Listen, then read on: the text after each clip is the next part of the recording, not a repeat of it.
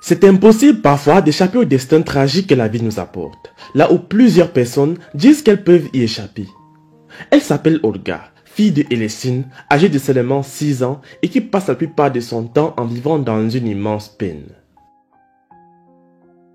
Tout le monde qui la voit dans son entourage dit que Olga est enceinte alors que ce n'est qu'une maladie.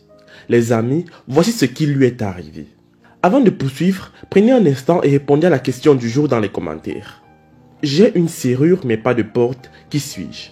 La réponse vous sera donnée à la fin de la vidéo. C'est pas la première fois que nous visitons cette famille.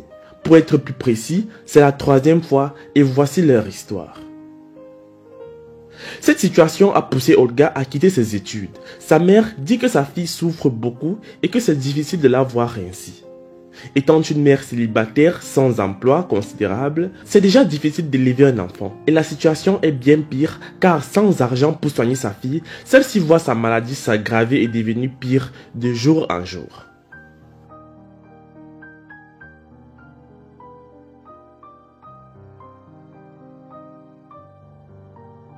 C'était un jour alors que Olga était à la maternelle, elle est rentrée à la maison pleurant auprès de sa mère qu'elle avait de maux de ventre. Sa mère n'aurait jamais pensé que ça serait le dernier jour où elle verrait sa fille se réveiller et partir à l'école. Donc elle est restée à la maison parce qu'on croyait que c'était une diarrhée et que ça allait passer dans quelques jours. Après quelques jours, son ventre a commencé à gonfler et tous les voisins ont commencé à dire que ma fille est enceinte à seulement 6 ans. Alors que les rumeurs grandissaient dans le quartier, sa mère l'a amenée à l'hôpital afin de savoir ce qui n'allait pas. Mais les moyens de la soigner étaient tellement chers qu'elle n'a pu rien faire. Elle est alors rentrée à la maison avec sa fille et s'est mise à prier en espérant que la situation s'améliore. Elles ont été plus tard visitées par Afrimax et selon la mère, leur vie a totalement changé après cette visite. Elle dit que plusieurs personnes l'ont appelée pour la réconforter, lui disant de ne pas s'inquiéter car sa fille allait guérir.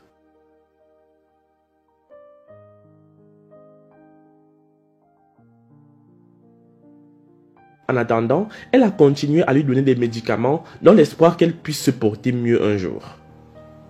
Plusieurs personnes ont écouté l'histoire et ils ont fait des dons afin de contribuer à payer le traitement de Olga. Car sa mère étant à la maison sans emploi, impossible pour elle de trouver un bon hôpital par ses propres moyens. Quelques jours plus tard, nous les avons visitées pour la seconde fois. Nous les avons offert tout l'argent qui a été contribué pour elles par des âmes de bonne volonté. C'était une immense joie pour eux de recevoir cet argent. On pouvait voir le sourire sur leur visage.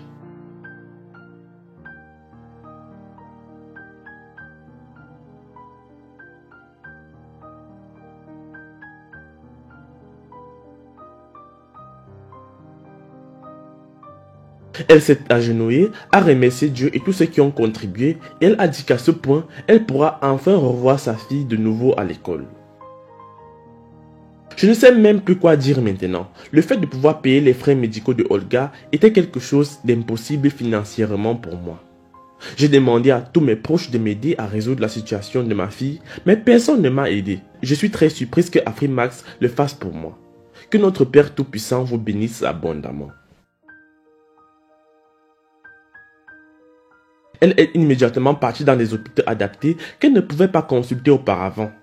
Elle a fait aussi vite qu'elle a pu car la vie de sa fille était en danger.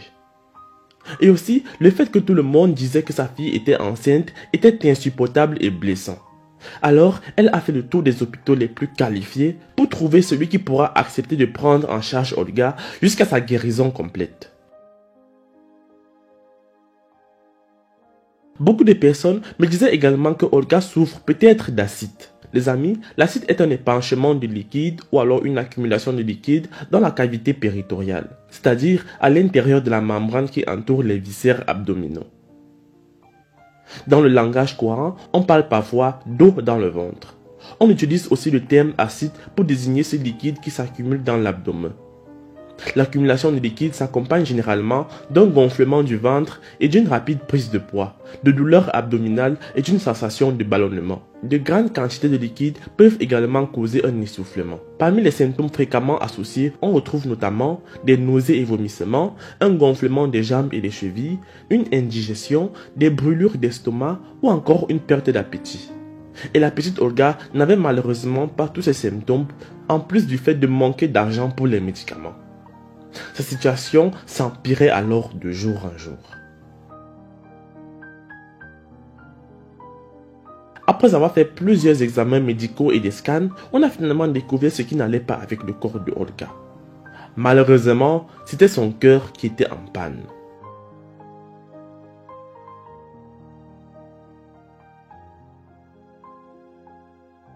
La circulation du sang à travers le cœur se fait à sens unique grâce aux 4 valves cardiaques qui s'ouvrent et se ferment alternativement comme des clapets. 2 d'entre elles siègent entre les oreillettes et les ventricules. Les 2 autres sont situées entre les ventricules et l'artère correspondante. Et c'est la défaillance de l'une de ces valves qui était endommagée et qui a entraîné l'accumulation de liquide dans son ventre et l'a rendu si gros. Elle a fait le tour des hôpitaux jusqu'à trouver un qui a fait son possible afin de sauver la vie de Olga.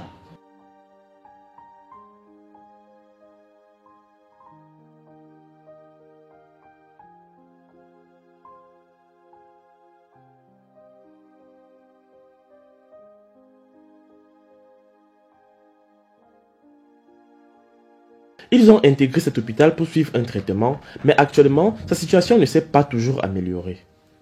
Le médecin a alors dit à Elestine que le cœur de sa fille nécessite une opération chirurgicale et que dans le pays, aucun hôpital n'a les moyens nécessaires pour mener à bien une telle intervention.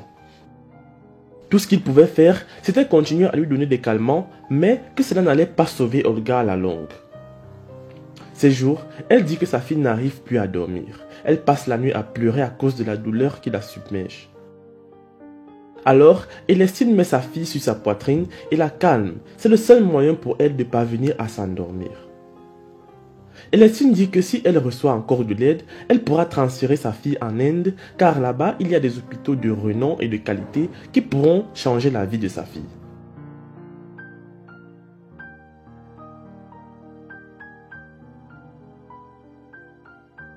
On lui a dit que les charges étaient très élevées. L'hôpital demande 7,5 000 $ par semaine. On lui a dit qu'elle devra passer 6 semaines à l'hôpital, donc il lui faudra près de 50 000 $ de frais médicaux.